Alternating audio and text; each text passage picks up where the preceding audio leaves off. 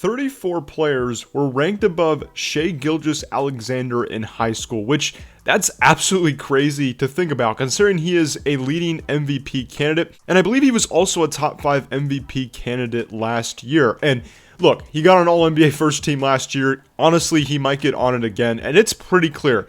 He's definitely a top 3 point guard in this league right now. I mean, probably the only better point guards, I would say. Maybe, Luka Doncic. Kyrie's up there as well. Steph, obviously. But yeah, at this point, right, like, Shai is probably the best guard in the NBA next to Luka Doncic. And considering he was ranked just 35th in his high school class, that's pretty crazy to think about. Now, this video won't exactly be about that. I'm going to do a breakdown of Shai's game as well.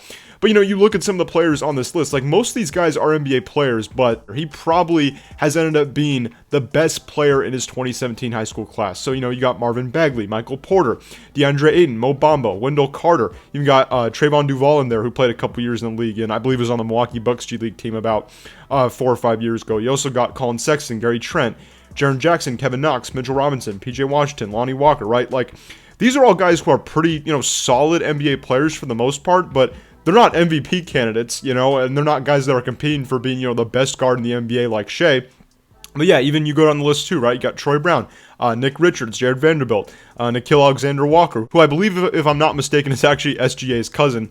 But yeah, then you also got Trae Young, who's probably the other, best point guard / player in this class, and I would also put Michael Porter up there as well. But man, he's ranked, below all these guys. You also get DeJounte Porter as well, Michael Porter Jr.'s brother. And then you also got Matt Coleman, Chauncey Brown, Tremont Waters, and then you get to Shai Gilgeous-Alexander. Pretty crazy to think about that he was ranked just 35th in his high school class. It's still hard for me to believe to this day, but it just shows you how good Shai was and how underrated he was coming out of high school, right? He spent 1 year at Kentucky, came onto the scene as a really, sharp, crafty, very skilled and polished, 6'6" point guard, and he ended up being drafted in the lottery, and the Clippers ended up getting him, and then obviously he was shipped off in the Paul George trade as well, and that's why he's on OKC.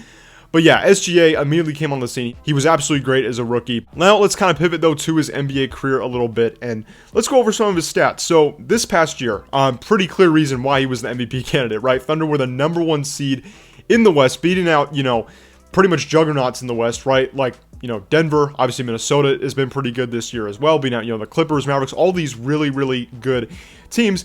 And, the Thunder, who were like, the 3rd or 4th youngest team in the league, they beat out all these teams record-wise and were just better than everybody else. So 30.1 points per game, 53.5% from the field, 35.3% from 3, 87.4% from the free throw line, to go along with 6.2 assists, with only 2.2 turnovers, and on top of that, he averaged 2 steals and nearly a block a game. He was a defensive menace as well. It wasn't just what he did on the offensive end of the court, obviously carrying the Thunder from a playmaking and a scoring perspective. But yeah, it is pretty clear, like I said, Shai is a top 3 guard in this league. You could argue he's even the best guard, I would say, up there with Luka, right?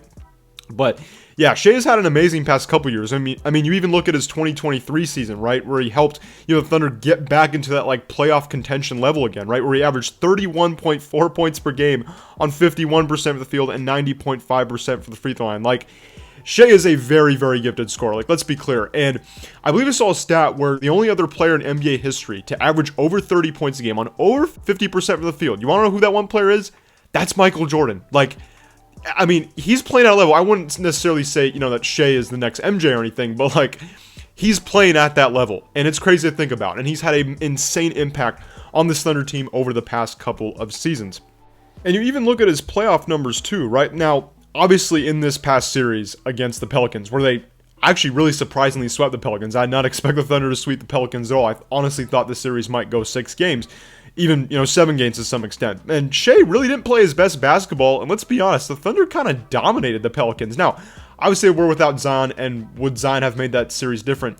Yes, but, Shai still averaged a pretty solid 27.3 points per game on 47.6% from the field. Obviously his 3-point percentage dipped to around 29%. Only shot 72.7% for the free throw line, but still averaged 6 rebounds and 5 assists and 1.5 steals, right? But just the fact that Shai didn't play his best basketball and still averaged these numbers, and the Thunder still were as dominant as they were against the 8-seeded Pelicans, like, I mean, I don't know. I think at this point, whoever they play in the next round, the Clippers or Mavericks, right? Like, obviously that series is going to be really good. I don't know if they'll get past, those teams just because I think the Mavericks and Clippers do have more veteran experience. But even then, if Shai wasn't even playing at his best this past round, like, what's he going to do against the Clippers and Mavericks? Like, he's probably going to be at the MVP level that he was at pretty much, all of this past season, right? So, look, I'm really excited for Shai. So given, kind of what I've said about him now, let's kind of get into a breakdown of his game. So the first thing about Shai I want to talk about is that, his game has virtually like no weaknesses. I mean, maybe the one thing you could say is his three-point shot. I mean, it's not like he's like, like an elite three-point shooter per se, but he's hit a lot of clutch threes actually throughout his career, and he makes some very, very timely shots. And, he's got actually a pretty smooth step-back three as well. And obviously, his three-point percentage has been around 35% for the past few years, but really, I don't know if there's anything else in his game that I would say, oh yeah, this is a weakness of his, this is something he's not particularly good at. Like, Shai can pretty much do everything, and that's kind of more of a general, I guess, analysis of his game. But yeah, I kind of want to start broad, and now let's get a bit more specific.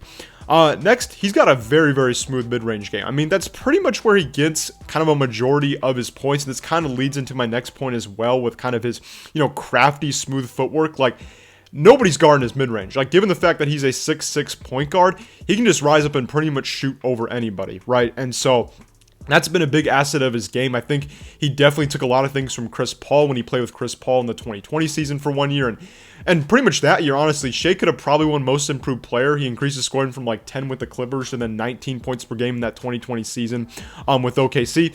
But yeah, I mean, his mid-range game has been a big asset for him, right? Just the way he's able to maneuver defenses, right, with his footwork into the paint. He's got a little, turnaround mid-range jumper that's pretty much unguardable, honestly. And like I said, with his height, he can pretty much shoot over smaller guards anytime he wants. So that's definitely been a big asset that has helped Shai, reach this MVP level that he's at right now. And then, like I was saying, right, with that crafty, smooth footwork, it rarely seems like he ever travels. Like, it's not like I've watched too many Thunder games per se, but I definitely have watched him more lately, especially, in the playoffs.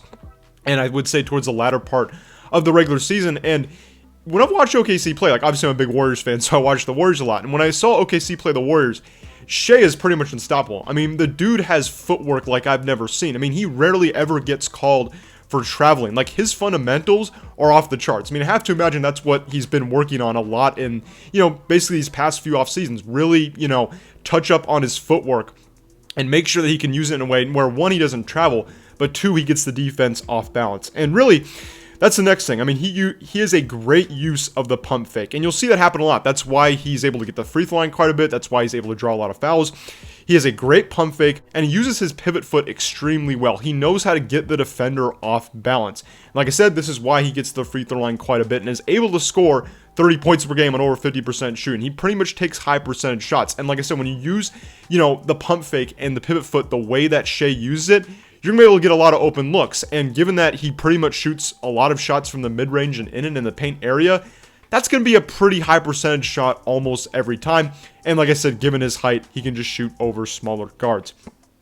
Also, another thing with Shai too, he's not, I would say, particularly fast, but he's quick, right? He's got those like quick bursts of speeds. And with that length, right, he can pretty much kind of, sneak his way past some defenders, right? He's got quickness, that nice burst of speed, and then that length. And pretty much, I would say in a sense, maybe it makes him look faster than he is. Obviously, he's a pretty quick and athletic player.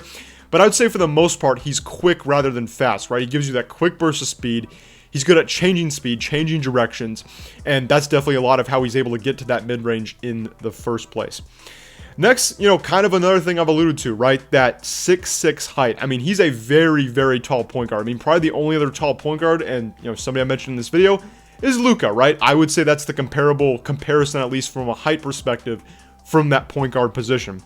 And, as I said, it allows him to shoot over smaller guards. And specifically, it allows him to post up. This is a big asset that you don't see many point guards use. And that's where Shai's game is kind of, old school in that sense, right? And so with his height too, he can also guard forwards in OKC small ball lineups. They do run a lot of small ball lineups with, like, let's say 3 or 4 guards and maybe like a center or like a small ball 5 like Kenrich Williams, for example. They have obviously Chet Holmgren, who's been amazing, and the other Jalen Williams, who comes off the bench for them as kind of their backup 5-man. So Shai fits perfectly, right? With that height, with his quick hands, he's able to guard taller players, which makes all those Thunder small ball lineups work. And then with that, another thing, his length, right?